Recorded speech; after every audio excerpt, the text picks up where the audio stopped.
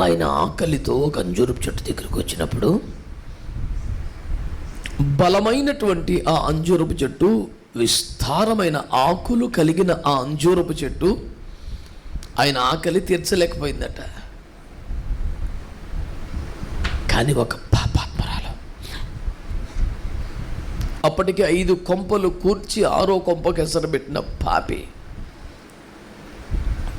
యేసయ్య దాహం అడిగితే ఆకలి కూడా తీర్చగలిగింది. ఇప్పుడు కొట్టండి గట్టిగా. ఆమె ఎందుకు ఇప్పుడు చప్పట్లు కొట్టమన్నాను అంటే,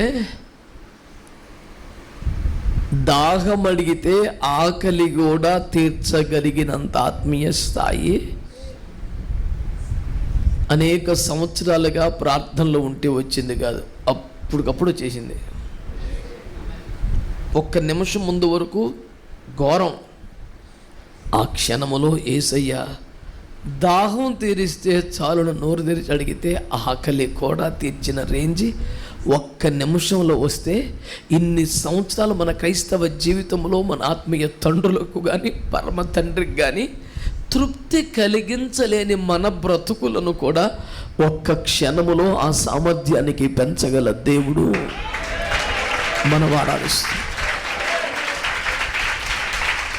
ఆమె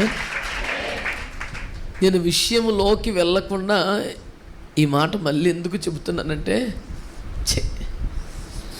నా లైఫ్లో టైం అంతా వేస్ట్ అయిపోయిందని మీరు బాధపడుతున్నారు.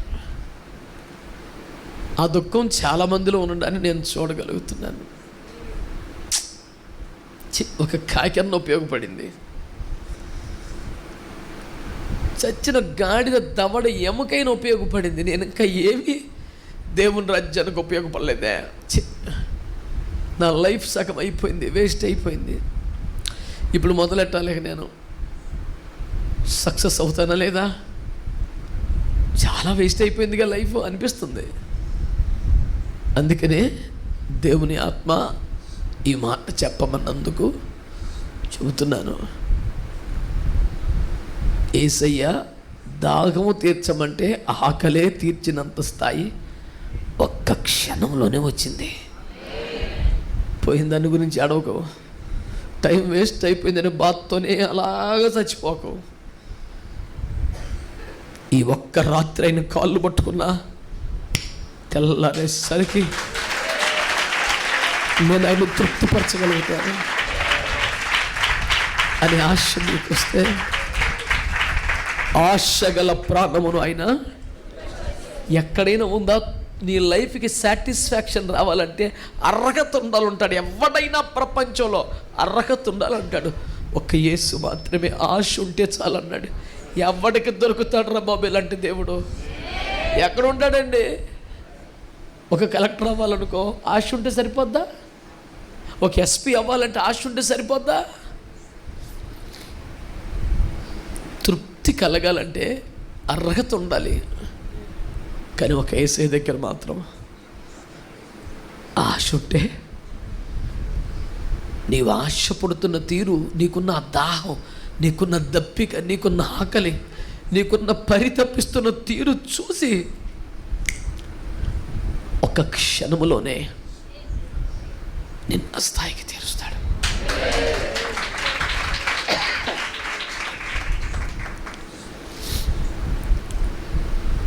ఈ రాత్రి ప్రభు నన్ను ఎందుకు ఇక్కడికి తీసుకొచ్చాడో,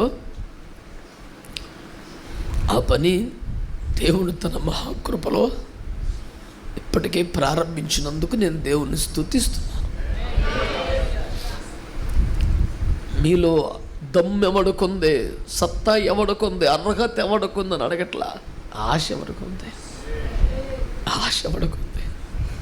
దైవజనులారా, మీరైనా మీ ఆత్మీయ తండ్రులకు కానీ పరమ తండ్రికి కానీ గుండె నిండా తృప్తి తెచ్చి పెట్టగలిగిన ఒక ఉపకరణం నేను అయిపోవాలి అనే ఆశ పెట్టుబడి, ఆశ పెట్టుబడి.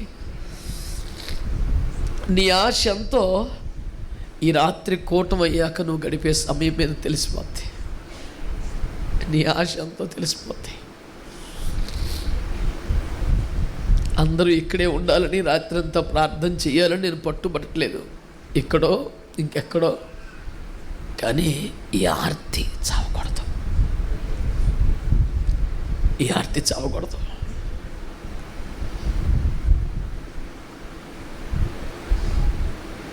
ఇజ్రాయేలు చరిత్రలోనే అత్యధిక కాలం మందిరములో మందసమును కాపాడగలిగిన మహా గొప్ప దైవజనుడుగా ఏలీ వంటి వారి చతికిలబడిపోయిన కాలంలో కూడా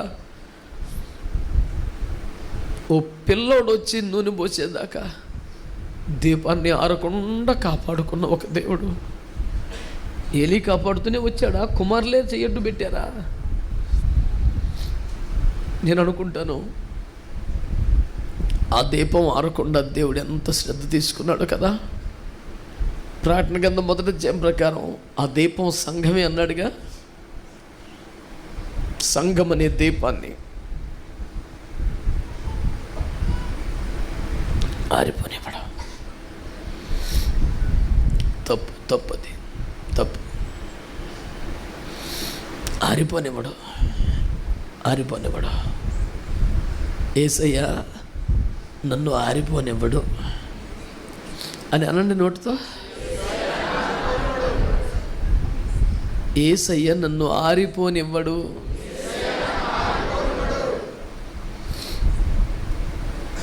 హల్లెలూయా, హల్లెలూయా.